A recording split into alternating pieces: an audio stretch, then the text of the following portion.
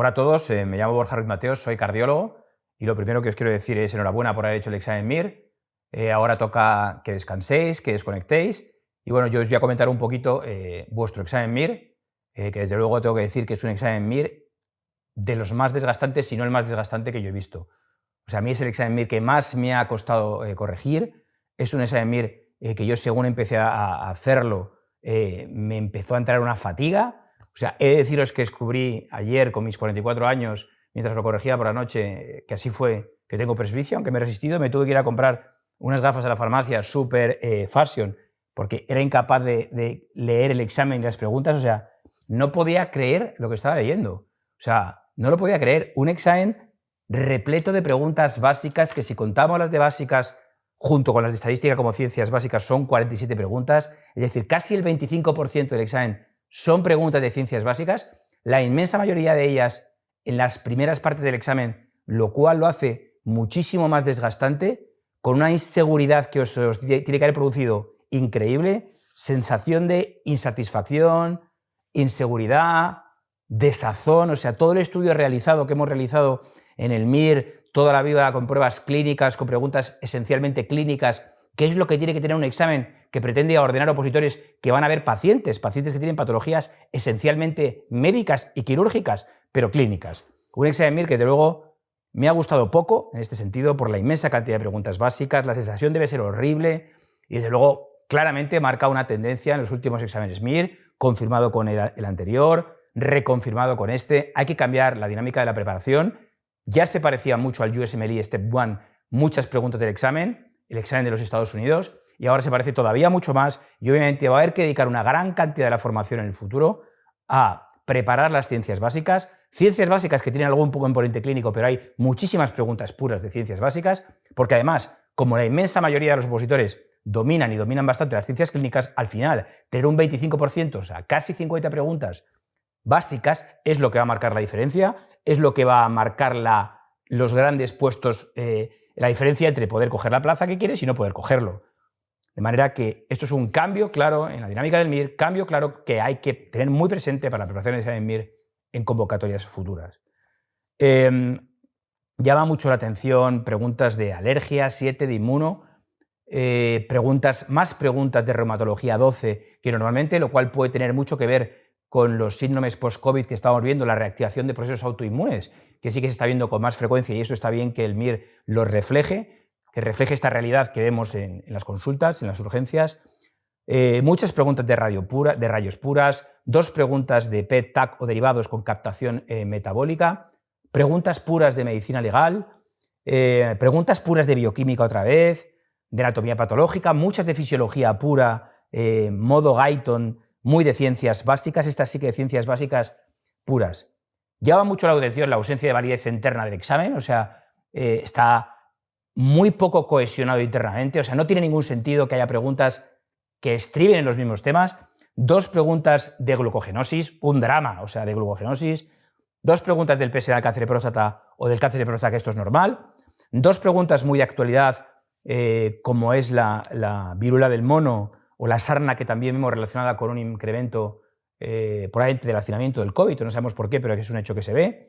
2 preguntas en las que el líquen plano aparece entre las opciones que creemos que hay que señalar. 2 preguntas sobre indicación quirúrgica o TAVI en pacientes con estenosis aórtica y edad avanzada con riesgo, donde hay que valorar el riesgo. 2 preguntas de insuficiencia cardíaca, que eso sí es normal, pero bueno, 2 preguntas que aparezcan sobre el tratamiento farmacológico de la insuficiencia cardíaca no es lógico. O bueno, es lógico, pero no suele ser lo habitual. 2 preguntas sobre sesgos en la misma página, al menos en la versión 0. 2 preguntas sobre radioterapia. Y bueno, un examen raro, feo y con mucho desasosiego. Pero bueno, habrá que esperar el resultado y sobre todo a la estimación del puesto y al puesto real, porque al final todos hacemos el mismo examen, todo el mundo hace el mismo examen y las reglas del juego al final pues son las mismas para todos, pero que entiendo perfectamente el desasosiego que os ha podido entrar al realizar este examen. Mira, he salido con una situación rarísima, de no sé cómo lo he hecho, no sé si he sacado 80 puntos o 180, que es una cosa que lo siento, pero bueno, ya pasó y a seguir y avanzar. Dicho esto, luego pues se confirma digestivo sin sorpresas con 17 preguntas, cardio la siguiente importancia con 14, y de nuevo llama la atención la bajada en cuanto al número de preguntas de estadística y la bajada muy significativa también en nefro con 5 preguntas. Pero si bien es verdad, dentro del resto del 75% del examen hay un montón de preguntas repetidas, un montón. Es el examen MIR el que más preguntas repetidas he visto de otros años. La importancia de esas preguntas clínicas y esos conceptos que sí que mantiene el examen MIR de conocer, de que el opositor domine los conceptos que no puedes dejar de saberte para ver pacientes en urgencia y que todos querríamos que ese médico lo supiera: cáncer de pulmón, síndromes coronarios agudos, neumonías, meningitis, cosas muy lógicas que aparezcan. Pero vamos, todavía más poderosamente llama la atención que de las preguntas repetidas, que son del orden de casi el 50%, unas 100, de los últimos 2 años de examen MIR, podría haber unas 25 preguntas repetidas, 10 de ellas literales o prácticamente literales. Luego, de nuevo, el resumen de esta convocatoria del examen MIR es que hay que centrarse en las básicas, porque es lo que va a marcar las diferencias, y dentro de las clínicas el mayor esfuerzo va de concentrarse en las preguntas repetidas, porque es lo que va a dar el mayor número de preguntas.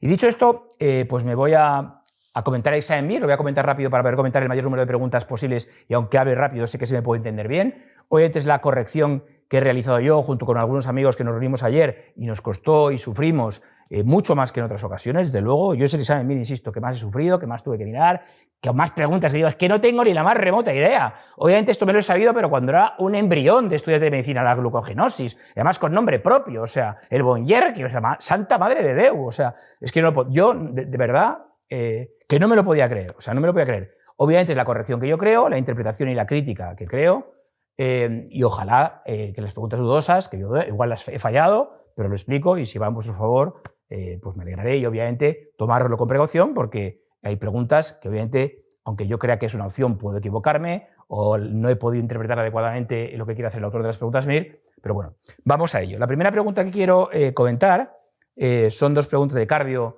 relacionadas con imágenes. La 4, una pregunta muy bonita de un síndrome coronario agudo, con electrocon y sin dolor. No hay movilización de enzimas, por lo tanto no podemos decir que es un infarto, pero tiene descenso difuso del ST con ascenso en AVR. Recordad que el descenso del ST no localiza la lesión, qué arteria es la responsable, única y exclusivamente el ascenso del segmento ST, pero que cuando tenemos un electro con esta isquemia difusa, con dolor, descenso del ST, ascenso en AVR, eso es muy típico de afectación del tronco, enfermedad difusa de 3 vasos. Enfermedad isquemia difusa, 3 vasos o tronco. Hay que hacer una coro preferente, en menos de 48 horas, respuesta 1. La pregunta 5, un superclásico del MIR, un superclásico. Paciente que tiene un soplo que aumenta con Valsalva. Paciente que tiene un soplo que aumenta con Valsalva. Paciente que tiene un soplo que aumenta con Valsalva. Pregunta de MIR del año 2014 que tiene este eco. Me da igual el eco. Paciente que tiene un soplo que aumenta con Valsalva y que tiene un electro. Me da igual el electro. Es un bloque de rana izquierda, lo es, porque el QRS mide más de 0,12, con altos voltajes, pero es una hipertrófica de toda la vida de Dios, un concepto que ha podido aparecer 15 veces en el examen MIR. En respecto a la viruela del mono, un tema muy esperado, que tiene una erupción vesiculosa, perianal, junto con otros criterios diagnósticos que lo confiere viruela de mono, adenopatías, fiebre, etc., ¿no? Llama la atención, o sea, y lo tengo que decir, y sin querer ofender a nadie, pero a ver, aquí somos médicos y los médicos tenemos que ver los datos objetivos. Es decir, fijaos cómo se enrevesa la pregunta para decir que es un hombre que practica sexo con hombres, pero tenemos que deducir, porque me dice que hace una profilaxis preexposición al VIH. Es decir, en lugar de decirme que es un paciente gay o homosexual, o hombres con hombres, que es lo más políticamente correcto, de verdad. O sea, que va a hacer una profilaxis preexposición, es decir, que se va a ir a mantener sexo probablemente sin precauciones, probablemente pues en una fiesta del orgullo gay, que es cuando fue. En lugar de ponerlo así, por tratar de ser políticamente correcto, se pone confuso en decir que tiene una profilaxis preexposición al VIH cuando el 98% de las personas que lo solicitan son personas que mantienen hombres con hombres. Pero de verdad, o sea, hay que ser políticamente correctos, pero no podemos enredar el lenguaje para acabar volviéndolo confuso como si fuéramos notarios. Es decir, lo entendemos todos bien y no pretendemos herir a nadie, pero si esto es más frecuente en hombres, es más frecuente en hombres. Si es más frecuente en mujeres, es más frecuente en mujeres. Si es más frecuente en una determinada población, o sea, que vamos a esperar que alguien nos llegue a la consulta o que nos venga en un caso clínico que nos diga este paciente tiene sexo fluido y hoy se siente mujer, cuando el hecho de ser mujer o hombre puede tener importancia para ver la prevalencia que tiene la enfermedad. o en otro sentido. Entonces digo, por favor, un llamamiento a que dentro de lo de ser políticamente correctos mantengamos la coherencia y demos lo que realmente es. O sea, porque nos está diciendo que este paciente, o tenemos que inferir que este paciente va a tener un contacto sexual de riesgo. O a lo mejor no, a lo mejor si nos ponen así es un paciente que tiene que operar a pacientes VIH de fracturas vertebrales costales múltiples con mucho riesgo de cortarse y tiene que hacer una profilaxis preexposición, ¿no? Entonces, bueno, el llamamiento a la coherencia, a la cordura, ¿no? Dentro de otros temas de novedad, ¿no? La 188, que es sobre la sarna, que ha aumentado tanto la incidencia y que así se ha visto en el COVID, los motivos muy desconocidos, el hacinamiento o lo que sea. Yo pienso que es el hacinamiento, pero no está claro y es controvertido. Pero bueno, desde luego hay dos opciones que pueden ser y esa pregunta es claramente impugnable. Es decir, ¿puede extenderse al tronco y eventualmente la cara? Sí, no suele, pero desde luego no todas las lesiones se producen por el bicho. O sea, porque hay lesiones de sangrado, hay lesiones que pueden sobreinfectarse con bacterias, entonces, bueno, cualquiera de las dos puede ser falsa, pregunta claramente impugnable. Una pregunta dificilísima, la pregunta 15, una pregunta de una anatomía patológica y una pieza macroscópica de un cáncer, en el páncreas. Aquí la clave es que tiene zonas sólidas, que tiene conexión con el conducto principal, con el Wilson, y que tiene papilas, que se ven papilas en la anatomía patológica, ¿no? Entonces nos cantamos por opción 4 una neoplasia papilar intraductal de una rama principal por la conexión que tiene con el Wilson. La pregunta 16 es una pregunta súper complicada. El distractor habitual es gonorrea y no estamos seguros que no vaya a dar gonorrea, pero desde luego el líquen plano no es asintomático, son lesiones pruriginosas. La pregunta número 17, aquí de nuevo una enfermedad que es muy de moda, ¿no? Que es la alopecia frontal fibrosante, muy correlacionada con fotoprotectores que probablemente produzcan fibrosis. Es irreversible esta alopecia y desde luego la anatomía patológica sí que se parece mucho al líquen plano, opción número 3.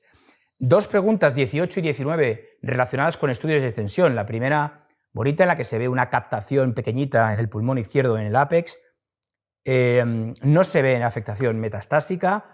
Por tanto, si es T1 o T2, lo viene a diferenciar el tamaño, ¿no? Un tamaño de 1 centímetro, menor a 1 centímetro es T1, respuesta correcta 3. Y la 19, un sarcoma de Ewing, en el que se ve una gran captación costal derecha y que luego se ven múltiples captaciones a nivel de articulaciones en las fisis de los niños, ¿no? Porque son zonas de crecimiento. O sea, creemos que es también un tumor que no está diseminado, que tiene afectación únicamente local, y que la opción que damos como buena es la 4, ¿no? Pero de nuevo, dos preguntas sobre pruebas de imagen con extensión metastásica o no, en ambos casos localizado y en ambos casos con trazadores que focalizan zonas altamente metabólicas como son los tumores o sus metástasis. Dos preguntas horribles ahora seguidas, ¿no? La pregunta de bioquímica pura, una pregunta la 17, pero bueno, esta pregunta sobre los compuestos nitrogenados se preguntó exactamente igual o muy parecida el año anterior. El músculo esquelético en situaciones de ayunas sí que es capaz de obtener consumir compuestos nitrogenados. Nos decantamos por la opción 2. La opción 1 no creemos que es el amoníaco, sino el amonio, que es la típica confusión que se utiliza. No es lo mismo el ion amonio, que es un producto metabólico que no es tóxico, que es cloruro amónico, que cursa con acidosis metabólica sin anión gap elevado. No es lo mismo que el amoníaco. NH3. Por eso nos decantamos por la opción número 2. Luego ya tenemos las dos preguntas de glucogenosis, ¿no? La 28 y la 174, el Bonyerke. ¿Cuáles eran o no hiperlactacidémicas? O sea, bueno, yo casi lloro ayer recordando esas cosas en primero de carrera, ¿no? El Bonyerke sí que cursa con aumento del lactato plasmático, lo que no hace la glucogenosis tipo 3, que es la pregunta 174, que sí que cursa con cuerpos cetónicos positivos, y que esa es la respuesta en el 174, la número 3.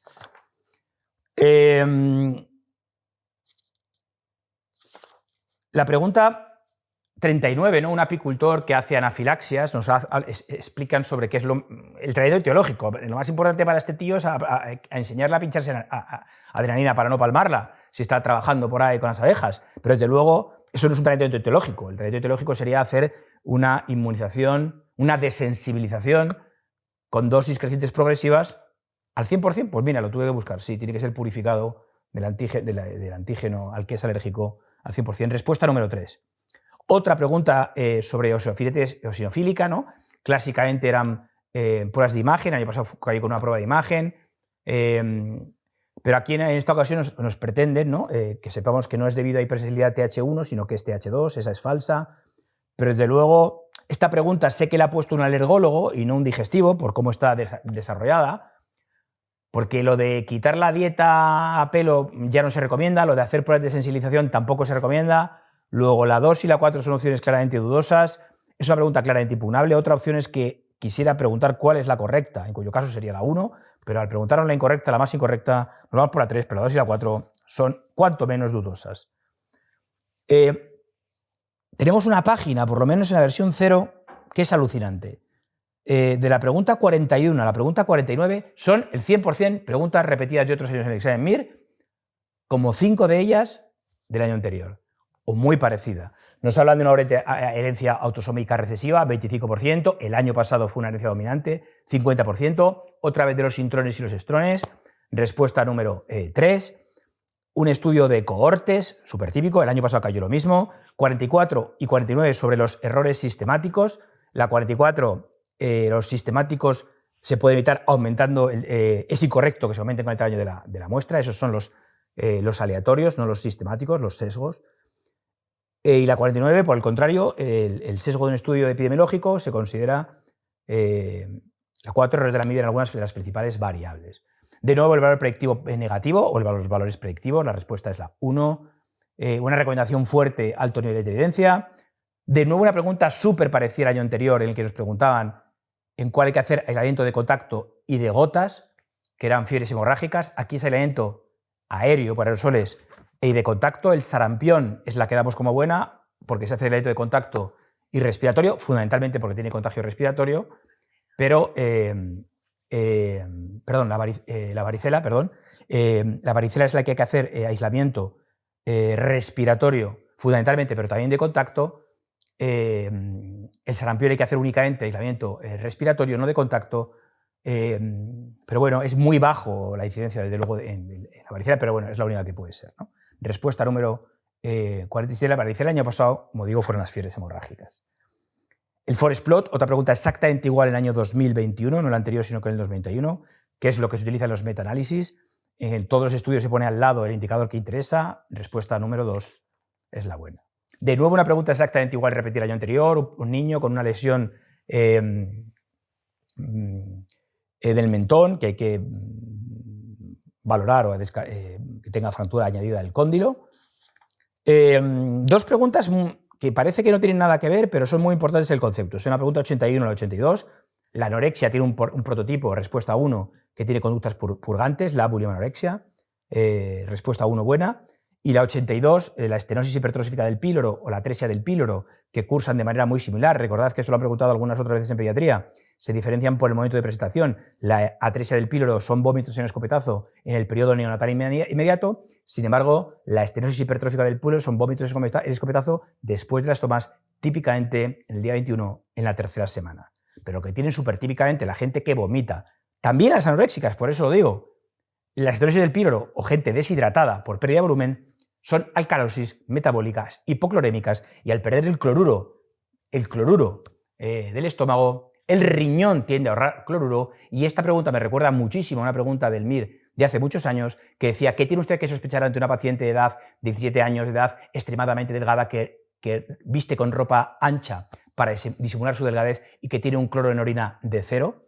Pues sospecharé que el riñón intenta ahorrar cloruro porque está teniendo pérdidas digestivas, está vomitando, tiene conductas purgantes, un fenotipo parecido, delgada, con conductas purgantes, una bulimia-anorexia. Preguntas parecidas, preguntas muy importantes. Recordad lo de la alcalosis metabólica hipoclorémica, y recordad que la alcalosis metabólica, el grado de alcalosis es tanto más severa cuanto mayor es el grado de deshidratación, independientemente de la causa.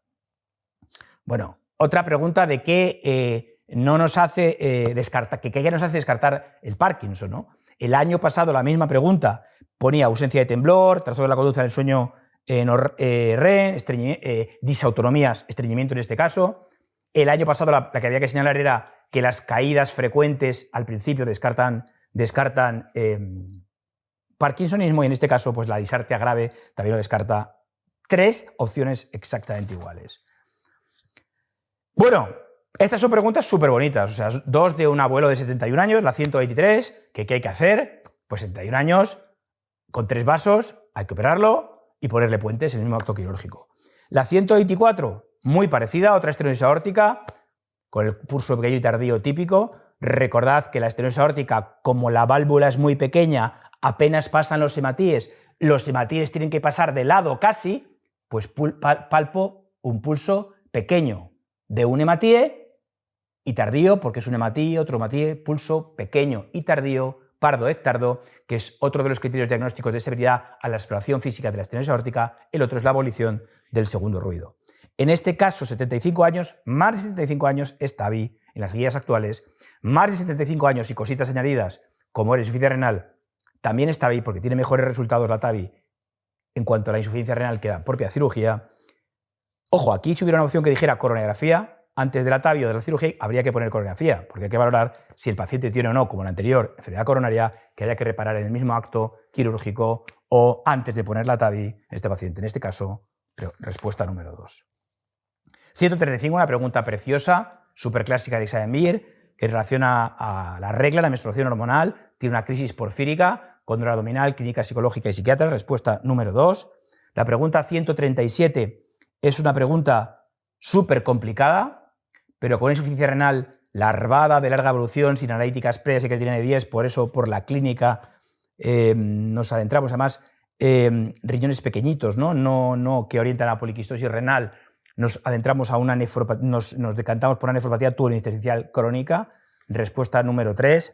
Una pregunta súper bonita, la 139 de un abuelito con dolores óseos raros, hipercalcemia, un poquito de nefropatía, ¿no? Anemia, bueno, un mieloma múltiple súper típico. La pregunta 140, una pregunta muy bonita.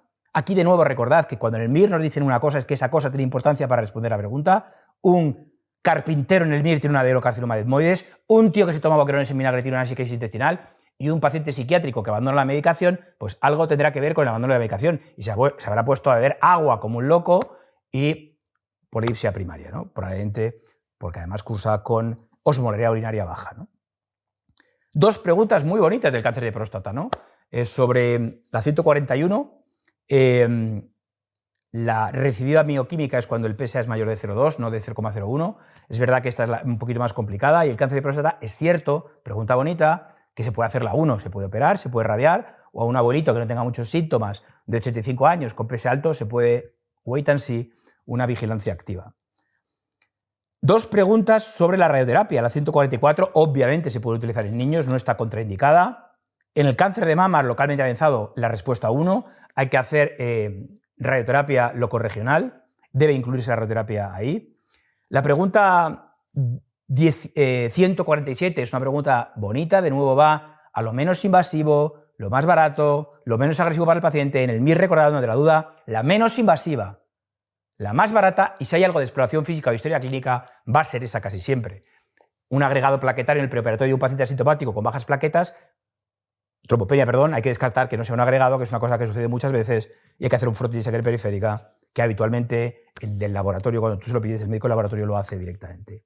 148 es una pregunta muy interesante, aunque el factor 8 no es clásicamente un factor de síntesis hepática, se empezó a ver en que pacientes trasplantados por otra causa y que además tenían una hemofilia tipo A, se curaban de la hemofilia, porque el factor 8 se sintetiza en los sinusoides hepáticos y se cura la hemofilia en pacientes trasplantados por otra causa o como en este caso clínico. Pregunta 19, la 149, déficit de B12, la degeneración combinada subaguda medular. Esto lo sabemos todos, pero aquí lo cambian de nombre y te puedes liar, nosotros casi nos liamos y yo lo tuve que mirar a la 2, decir la 2 porque es la única subaguda, pero no, esa es malísima y de un pronóstico infausto, pero no, es mielopatía funicular, cordones funicular, la respuesta es la 3. Pregunta 163, muy difícil, sobre el control glucémico, que me genera muchas dudas, fatal planteada. A ver, nos vamos a por la 1, porque el control glucémico intensivo, en un abuelito especialmente, una cosa es el control glucémico aceptable, pero no intensivo, porque el control glucémico intensivo, que lo hemos hecho en la UCI muchas veces, tiene riesgo de hipoglucemia. Y aunque hay estudios que han demostrado algo de descenso de mortalidad, respuesta 4 buena, luego otros dicen que no y que no te pases y que tampoco nos pasemos. 100, 180 está bien. De luego un tío con fractura de cadera y que tiene una hemoglobina glicada de 9, ¿tengo que diferir la cirugía de cadera para arreglar esto? Pues la verdad es que sí. O sea, porque sí que se asocia a una hiperglucemia, mayor riesgo de infecciones y complicaciones. Respuesta 1 con dudas. 174, una ble, un germen, una sepsis urinaria, una E. coli ble resistente, ertapenem. Recordad que no cubre pseudomonas, es un carbapenem, pero que no como el imipenem o el meropenem, pero este no cubre pseudomonas. La duda sería con el amoxiclavulánico, pero con un ble de resistencia extendida no hay que ir a amoxiclavulánico porque hay resistencias en estos pacientes. 165, profilaxis posexposición al VIH en un paciente que la fuente tiene indetectable carga viral y este carácter degradado, pues no hay que hacer nada. 167, de nuevo, una meningitis, tratamiento empírico de la meningitis. Recordad que el tratamiento empírico de la meningitis es cefotaxima o ceftriaxona, cefalosporinas de tercera generación, que son las que atraviesan la barrera hematoencefálica. Esta pregunta cayó prácticamente igual el año anterior, pero por la resistencia actual que encontramos, hay que añadir vancomicina. Pero recordad que la vancomicina jamás se puede utilizar en monoterapia porque no atraviesa bien barreras, no tiene buena absorción vía oral. La única indicación de vancomicina vía oral que no se absorbe es la colitis pseudomembranosa. Al no tener, al ser por tanto muy hidrosoluble, no atraviesa barreras, ni la intestinal ni la hematoencefálica, aunque una meninge inflamada algo deja de pasar. Y al ser hidrosoluble, metabolismo hepático, metabolismo renal, recordad la nefrotoxicidad de la vancomicina. La 169 es un paciente que tiene una endocarditis, que no va bien y que hace una insuficiencia cardíaca con congestión pulmonar y que tiene un soplo sistólico y radio al ápex, o sea, una insuficiencia mitral. Obviamente a este paciente hay que operarle, pero hombre, antes de operarle habrá que confirmar el diagnóstico con un eco, os lo puedo garantizar. O sea, que el diagnóstico de la insuficiencia mitral no es empírico por la auscultación, no lo es. O sea, hay que confirmar el diagnóstico con un eco. Y deplecionar al paciente, ingresar a una UCI y si se confirma el diagnóstico, operarlo. Ciertamente es que dudamos entre la 1 y la 4, pero la 1 dice avisar al cirujano y operarlo directamente y la 4 dice ingresarlo a una UCI, y una eco. Hombre, pues es eso. Y una vez estabilizado un poco, además porque con congestión pulmonar y en mala situación clínica, no parece que tiene sentido operarlo directamente. Lo puedes deplecionar un poquito, intubarlo, hacer un eco transesofágico en quirófano para ver si no tiene, pero un eco hay que hacerle, ¿no? Entonces me voy a la 4, pero ojo, con dudas. La 171 es el gilicaso. El gilicaso, para desgastar. Me pone un caso clínico de una tía con un lupus que le da hidralacina y luego acaba diciendo, tras 9 líneas, sabiendo que tiene un lupus inducido por fármacos, pues antihistoras, ¿no? Otro clásico de Salemir. Una esclerodermia en su forma difusa. Recordad, el año pasado se preguntó lo mismo, que hay que hacer anualmente ecografía y ecografía Doppler para descartar hipertensión pulmonar primaria en ausencia de fibrosis pulmonar, que hay que realizarlo. Pero, hombre, anualmente, ¿no? Periódicamente hay que descartar y detectar precozmente las crisis renales de la esclerodermia, función renal y presión arterial periódicamente. 173, una fiebre mediterránea familiar muy típica, dolores abdominales difusos, torácicos, pleuropericarditis, peritonitis, son pacientes que se los opera de muchas cosas sin encontrar nada, que se cree que son simuladores, pero no. Fiebre mediterránea familiar, se suele diagnosticar de muchos años y tienen manifestaciones cutáneas típicas también, como estas descritas en este caso clínico. 3 preguntas con voluntades anticipadas, consentimiento informado, 180, 81 y 82, muy de medicina legal. A ver, en la 180 nos decantamos por que no puedes poner que no te hagan tratamientos futiles, porque no te lo van a hacer. O sea, si me estoy muriendo, que me mejoren los labios y me estiren, pues hombre, no parece, ¿no? Entonces, lo que no vamos a hacer los médicos no hace falta que lo pongas. La 181, la 182, muy bonita, es decir, a un paciente que se limita, que no se va a hacer nada más, pero que no se le quitan cosas, se llama limitación del esfuerzo terapéutico. 181, al siguiente paciente, un paciente que tiene una ELA en el que ya le voy a quitar cosas. Ventilación mecánica, por ejemplo, es una eutanasia. Eutanasia pasiva de retirar medidas. Eutanasia activa, que es la que se ha aprobado en el 2001, sería ya a un paciente de manera programada que tiene sus deseos de morir y provocarle la muerte, pues con CLK o con lo que corresponda, ¿no? Como hacen los pacientes condenados a muerte en los centros y los países en los que se hace, como Estados Unidos, ¿no? Una pregunta difícil sobre la detección de un maltrato y que lo que hemos hecho, que es prevención secundaria o terciaria. Recordad que la terciaria es evitar secuelas, pero cuando acabo de diagnosticar la cuestión, el acto de diagnosticarlo en ese momento, después de que se ha producido el factor de riesgo, que es la exposición al maltratador, nos orientamos por prevención secundaria. 191, la metástasis ganglionar que peor pinta tiene es la supraclavicular, el Wirchow famoso, acordaros su asociación con el cáncer gástrico. Pregunta 192, un paciente con insuficiencia cardíaca y FEBI baja, con frecuencia cardíaca por encima de 60, que en este caso 78, hay que iniciar bisoprolol.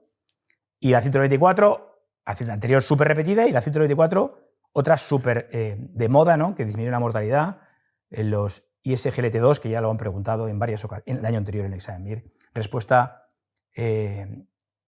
número 1. Una pregunta muy difícil y que nos costó bastante, ¿no?, pero ya había caído en el examen MIR, el 197, que a un paciente que tiene un golpe de calor no le debes sumergir en agua fría o aplicar vasoconstrictores locales porque impide la capacidad del propio cuerpo de termorregularse. O sea, sí que hay que intentar que pierda calor por el aire, por convección, aplicando frío selectivo. Frío selectivo no, cosas templaditas como toallitas o humedecer selectivamente, y por eso nos descartamos por la opción número 2. Pregunta número 200. Una anemia, en todo paciente con anemia hay que descartar un cáncer de colon. Respuesta número 1, anemia microcítica. Y ya nos vamos a las de reserva, ¿no?, que las voy a contar. La respuesta que yo he dado, no hay muchas preguntas impugnables en este examen. El año pasado ya impugnaron solo 3. Aquí veo impugnables, pues también, ese orden de magnitud, 3, 4, no creo que más. Pero bueno, se pueden subir mucho con las preguntas impugnar. Y os animo a que impugnéis todas las opciones posibles que hayáis dejado en blanco, que hayáis fallado, todas. Aunque te digan, esta no la impugna, es que lo hace todo el mundo, me da igual. Aquí hay que pensar en lo que va a hacer uno mismo y lo que beneficia a cada uno. Luego impugnar, y además ahora que se puede hacer digitalmente, todas las que podáis, las impugnáis y a correr. Os quedáis tranquilos y os vais de vacaciones. Vena superior, lo más frecuente es un cáncer de pulmón. ANAS, una vasculitis con afectación renal, con ANCAS positivos, negativos, antivenom a usar, no es un Ghostbuster, ¿no?, que ya habíamos visto también un Ghostbuster en el examen, aunque no lo he comentado. Nos decantamos por la 2, vasculitis pauci-inmunitaria. 203 es una neoplasia múltiple tipo 1. 204, la tumoral más frecuente es la hipercalcemia, pregunta de mi año anterior, y ahora me dicen cuál no tengo, pero la preguntan de otra manera. Hiperuricemia sí, hombre, por lisis tumoral. Hiperfosfatemia no suelen tener. Y uremia, desde luego, uremia aguda, desde luego pueden hacer fracasos renales agudos. Yo me voy a por esta, con dudas sobre la 3 o la 4, pero desde luego me voy a la 3. Luego una artritis psoriásica, la 205, una 206, una eritromelalgia. La exposición al asbesto, esta pregunta es buenísima, o sea, y aquí lo sé, os habréis visto a lo mejor.